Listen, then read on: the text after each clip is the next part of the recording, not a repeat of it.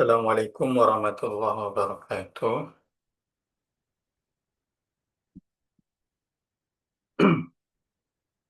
Pembahasan malam hari ini mengenai faslun fi tasrifis shahih.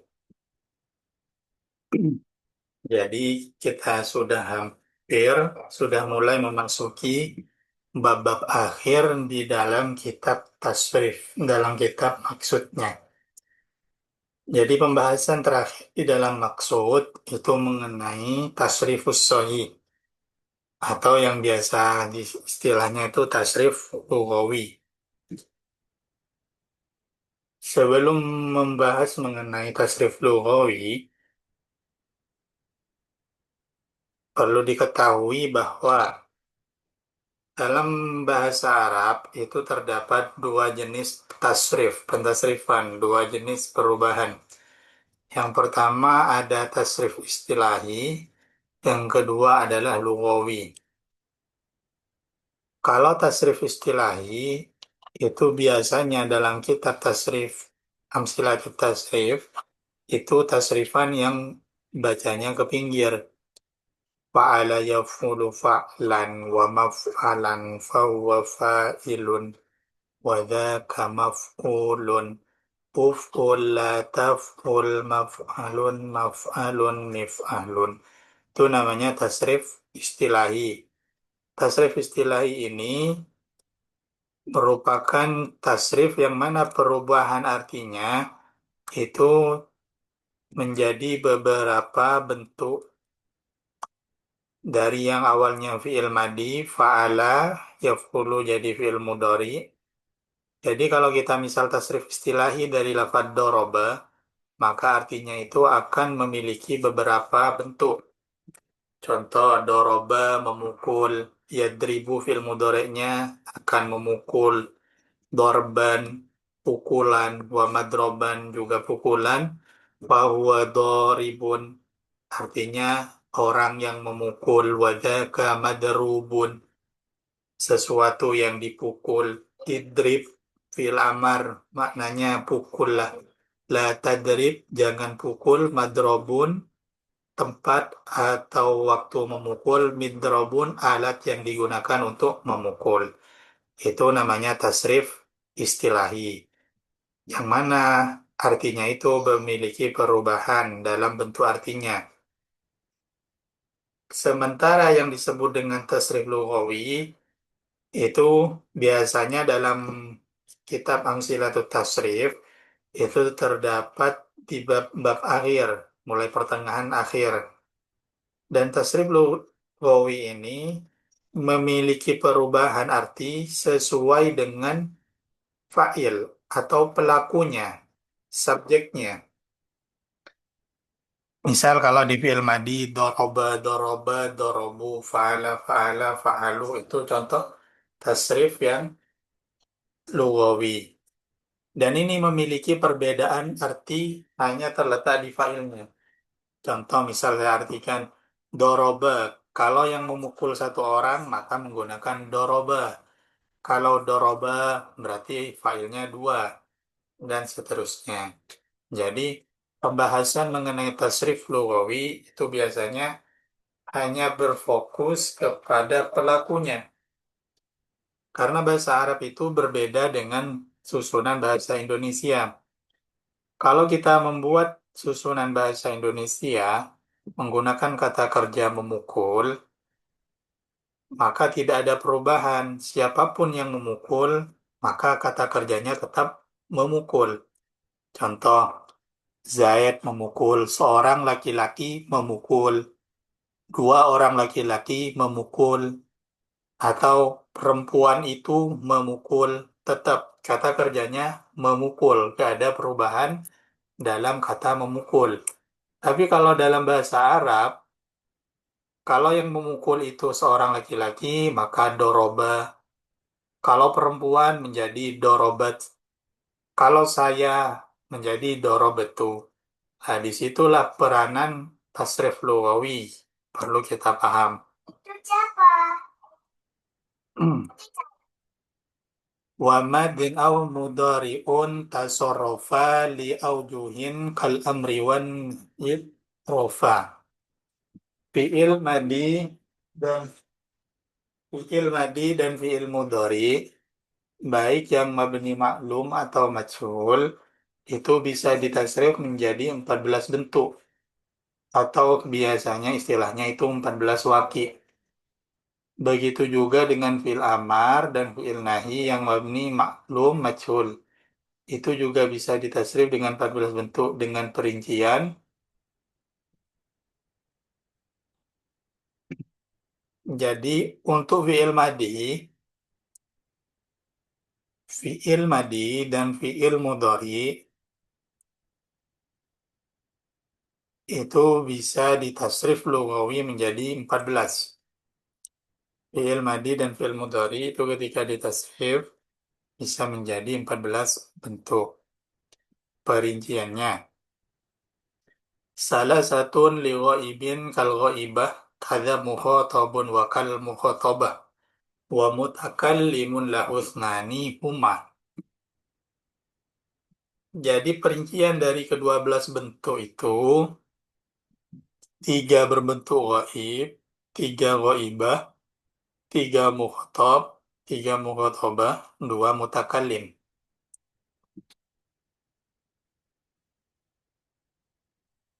Jadi ini bisa diperhatikan tabel ini. Kalau kita lihat ini tabelnya fa'ala, fa'ala, fa'alu, fa'alat, fa'alata, fa'alna, fa'alta, fa'altuma, fa'altum, fa'alti, fa'altuma, fa'altunna, fa'altu, fa'alna. Jadi dari tiga bentuk dari tasrifan yang jumlahnya 12 ini itu terbagi menjadi 6 bagian. Terbagi menjadi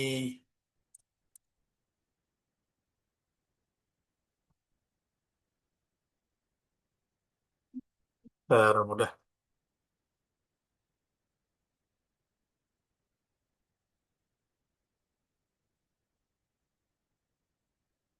Bagian pertama itu adalah mudzakkar ghaib. Fa'ala, fa'ala, fa'alu. Ini namanya mudzakkar ghaib. Apa itu mudzakkar ghaib? Mudzakkar ghaib itu adalah ketika yang melakukan pekerjaan itu adalah orang ketiga yang laki-laki. Itu namanya mudzakkar ghaib. Fa'ala, fa'ala, fa'alu ini mudzakkar ghaib. Misal yang memukul dia laki-laki memukul, maka kita pakai doroba. Kemudian perbedaan satu 2 3 ini, yang pertama mufrad, kedua tasniyah, yang ketiga ini jamak. Jadi ke bawah ini susunannya sama. Mufrad tasniyah jamak, mufrad tasniyah jamak, mufrad tasniyah jamak, mufrad tasniyah dan jamak.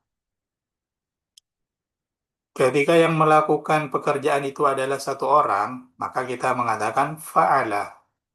Kalau dua orang, maka fa'ala. Kalau tiga orang atau lebih, maka kita gunakan fa'alu. Ini untuk yang goib. Goib itu artinya nggak ada. Kalau kita terjemahkan ke bahasa Indonesia, itu yang dimaksud adalah orang ketiga atau orang yang kita bicarakan. Dan misal kita terjemah, maka nanti artinya dia. Fa'ala dia, or dua dia, fa'alu mereka. Jamak karena bentuknya jamak. Ini yang pertama, mudzakkar ghaib. Kemudian yang kedua ada muannas ghaibah. Jumlahnya ada tiga, menunjukkan perempuan orang ketiga yang dibicarakan artinya dia atau mereka perempuan. Jadi kalau kita contohkan lafaz akala, memakan. Kalau yang makan itu satu orang laki-laki, dia makan, maka kita menyebutnya akala. Kalau tiga orang laki-laki yang makan, maka akalu. Kalau yang makan itu perempuan, satu, maka menggunakan akalat. Kalau dua, akalata. Kalau tiga atau lebih, akalna. Jadi perubahannya itu ini perlu diperhatikan perubahannya di fa'ala, fa'ala ada tambahan alif, di sini ada waw, fa'alu.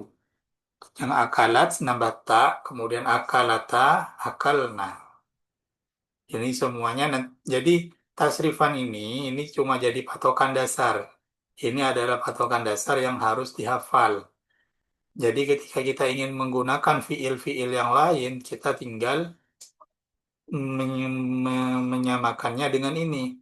Misal istamala artinya menggunakan dari fiil yang sudasi. Kalau yang menggunakan itu adalah perempuan, maka menjadi istamalat. Seperti itu. Jadi bagian pertama adalah ghaib, orang pertama, orang ketiga laki-laki, yang kedua ghaibah, orang ketiga perempuan, mufrad tasnya jamak, kemudian berikutnya mudzakkar mukhatab. Laki-laki orang kedua, lawan bicara. Jadi kalau misal kita lawan bicaranya laki-laki, maka yang kita gunakan adalah bentuk ini. Apakah kamu sudah makan? Hal akal ta, dan artinya itu adalah kamu, laki-laki. Ada akal ta, satu orang, akal tuma, kalau yang diajak bicara dua orang, akal tum, kalau lebih dari tiga orang, tiga atau lebih. Hal akal tum, apakah kalian sudah makan? Jadi domir yang digunakan adalah tum. Mufrad, tasniah, dan jamak. Kemudian bentuk berikutnya adalah mu'annas muhotobah. Perempuan orang kedua. Kalau yang kita ajak bicara adalah perempuan, maka menggunakan bagian ini. Fa'alti, fi'il madinya. Fa'alti, fa'altuma, fa'altunna. Mufrad, tasniyah, dan jamaknya.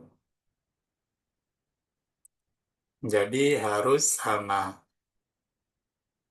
Dan yang terakhir adalah mutakalim. Mutakalim itu cuma terbagi jadi dua, fa'altu dan fa'alna. Yang fa'altu ini artinya saya, fa'alna ini artinya kita. Tuh. Ya, ini namanya tasrif lugawi. Mengetahui tasrif lugawi dalam baca kitab itu sangat penting karena nanti akan berpengaruh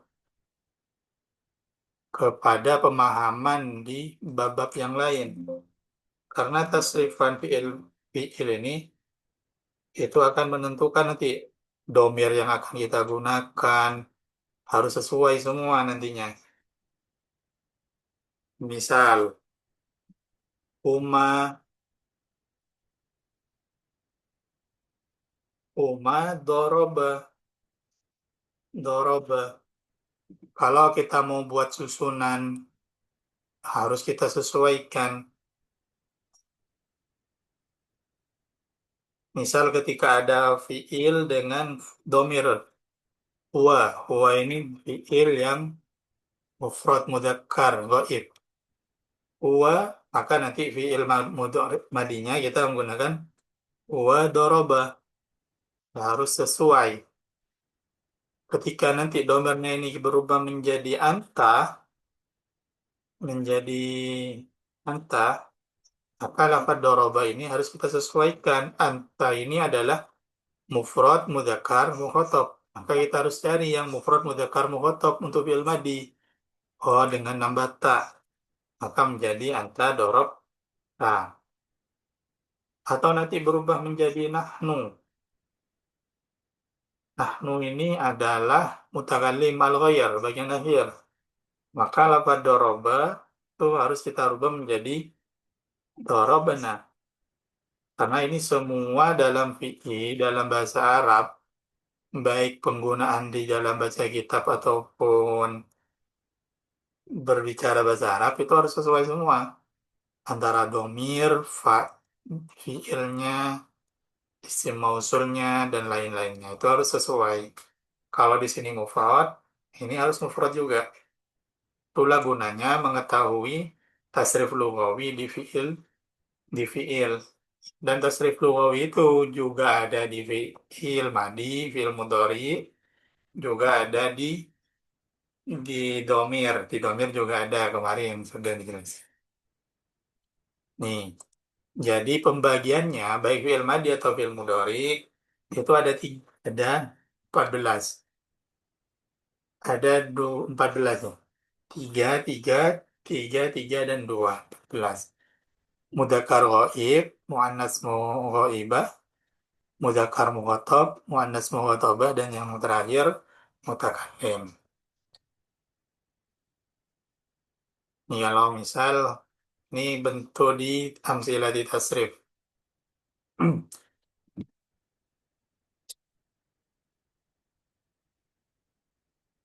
Misal di sini fa'ala, fa'ala, fa'alu. Fa'alat, fa'alata, fa'alna. Fa'alta, fa'altuma, fa'altum. Fa'alti, fa'altuma, fa'altunna. Fa'altu, fa'alna. Ini yang perlu dihafalkan. Jadi misal nanti kita membuat contoh. Misal ini Nasoro, Nasoro. Nasoro ini artinya menolong. Kita ingin membuat contoh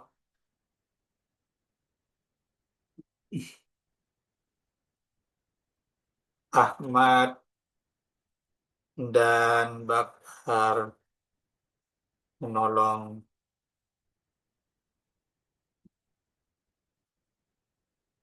menolong Ustadz. Nah, ketika kita ingin ucapkan ke fi'il mudhari, ke fi'ilnya, maka kita harus sesuaikan fi'ilnya. Misal,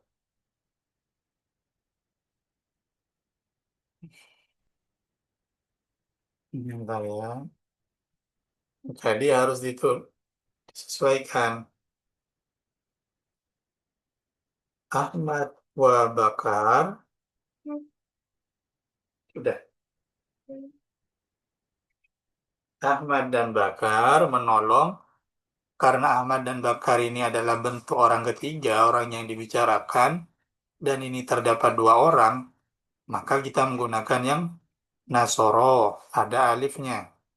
Jadi Ahmad dan Bakar, Nasoro, Al-Ustad, Al-Ustadzah. Ahmad, Ahmadu, wa Bakrun, Nasoro, Al-Ustadzah. Karena berupa tasniah. Tuh, harus disesuaikan. Atau contoh lainnya, Waddo ini artinya menutup. Waddo menutup. Misal, ada contoh,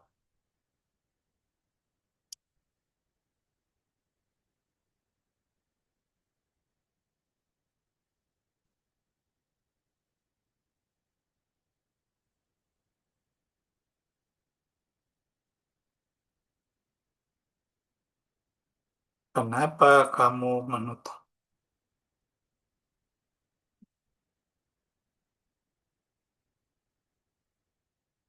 Kenapa kamu, misal ini laki-laki, menutup kita, maka nanti bentuk dari fiilnya, kenapa itu kan lima,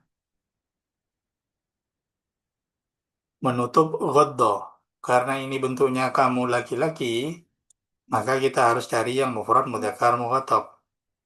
Ghaddo, ghaddo, ghaddu, ghaddat, ghaddata, ghaddatna, ghaddatta. Lima, ghaddatta, ainaka. Donggernya juga harus disamakan.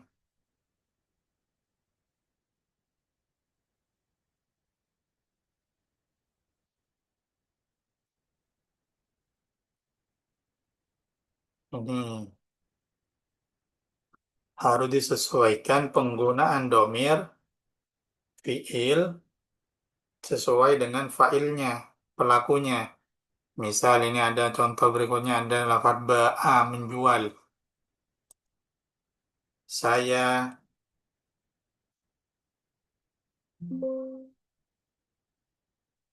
Saya dan Ahmad menjual mobil. Jadi kita harus sesuaikan tulisannya. Saya itu Ana, karena nanti ketika ingin dibahasa Arabkan, Ana wa Ahmad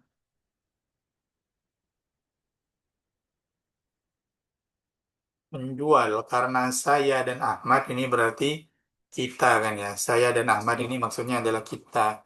Berarti masuk yang mutakallim al-ghair, mutakallim al-ghair.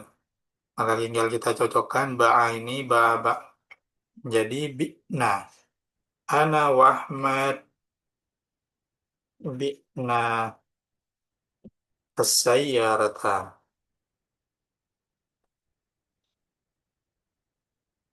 Jadi ini disesuaikan dengan fi'ilnya bi'na sayyarata. Itu cara penggunaan dari tasrif. Ini contoh yang di fi'il madi. Jadi perubahannya ini perlu dihafal. Fa'ala-fa'alanya ini perlu dihafal.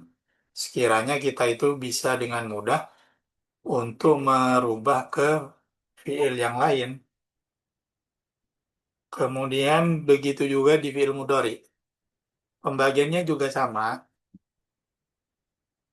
Ini mudzakkar ghaib, muannas ghaibah.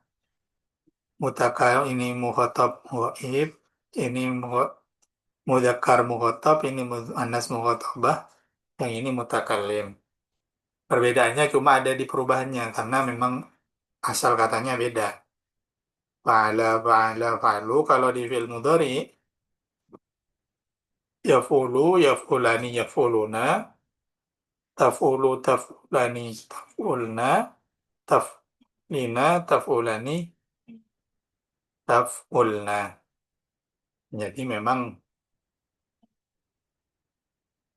misal kita buat contoh ini ke fi'il mudhari. Contoh yang barusan kita jadikan ke fi'il mudhari.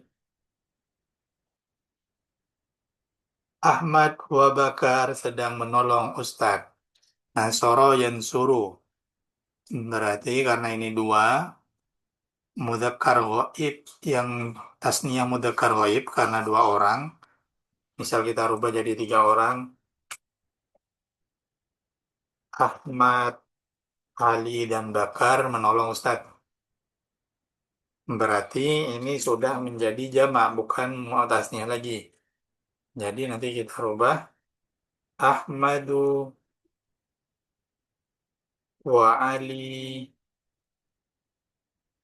wa Bakrun nasoron. Kita ganti yang fi'il mudhari, yansuru, yansuroni, yansuruna. Maka pakai yang suruna. Karena berupa fi'il yang menunjukkan jamak. Dan suruna. Ahmad wa Ali wa Bakrun yansuruna al-ustadha. Atau kemudian contoh yang kedua. Kenapa kamu menutup mata? Misal ini kita rubah. Kenapa kalian, kita rubah kalian. Kalian perempuan menutup mata. Kita tinggal lihat. Ngodo ya addo ya addu. Kalian perempuan berarti ini masuk yang muannas ghaibah. Muannas ghaibah karena kalian berarti bentuknya lebih dari dua tiga orang maka jamak. Tinggal kita cari addo ya addoni ya addu ya addun ya addu ya addoni ya adduna ta'addu ta'addoni ya dotna. Berarti fiilnya yang kita gunakan untuk fiil mudhari'nya ya dotna. Saya rubah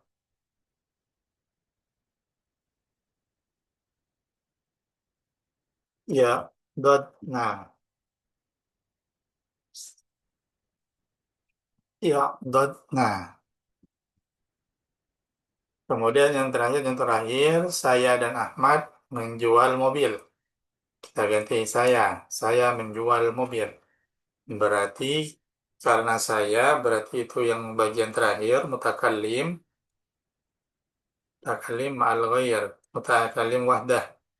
Jadi kita pakai yang akhir. Af'ulu, menjual berarti abi'u.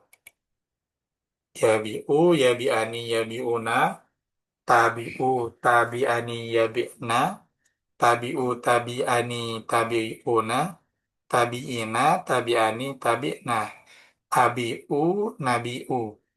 Jadi ini kita nanti menggunakan ana, abi'u, as-sayyarata. Karena disesuaikan dengan fa'ilnya. Maka menggunakan abi'u. Itu untuk fi'il mudhari. Jadi penggunaannya sama. Cuma karena sebagaimana yang dijelaskan di awal, perubahan dari tasrif lugawi itu menyesuaikan dengan pelaku dari pekerjaannya. Ada pertanyaan sebelum lanjut?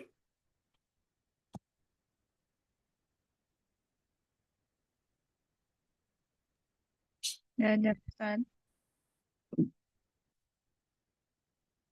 Kemudian, sedangkan fi'il amar dan fi'il nahi yang mabni maklum itu tidak ada wakil mutakallimnya. Hanya bisa ditasrif menjadi 12. Ini untuk fi'il amar. Amar itu artinya perintah, kalau nahi itu artinya larangan.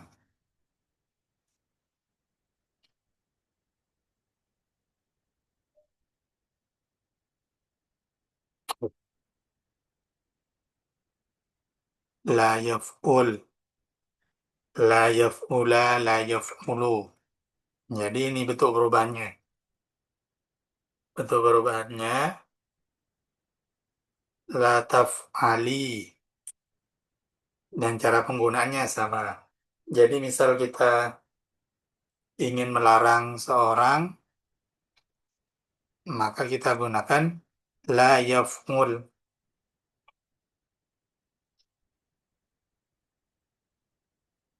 Ini kayaknya keliru ini. Nih. Kalau fi'il amar juga begitu, juga beda. Jadi disesuaikan nanti antara pelakunya. Urutannya sama. Semua di tasrif lugawi itu urutannya sama. Yaitu ghaib, mudzakkar ghaib, berikutnya muannas ghaibah, mudzakkar mukhatab, muannas mukhatabah. Karena ini fi'il amar dan fi'il nahi, maka tidak ada apa namanya? Tidak ada mutakallimnya. Itu untuk materi hari ini. Ada yang mau ditanyakan? Nggak ada Ustaz. Kalau tidak ada, nanti setelah ini akan saya kirim materinya ke grup ya, biar bisa dipelajari lagi. Dan dari saya, Assalamualaikum warahmatullahi wabarakatuh. Waalaikumsalam warahmatullahi wabarakatuh. Syukran Ustaz. Waalaikumsalam warahmatullahi wabarakatuh.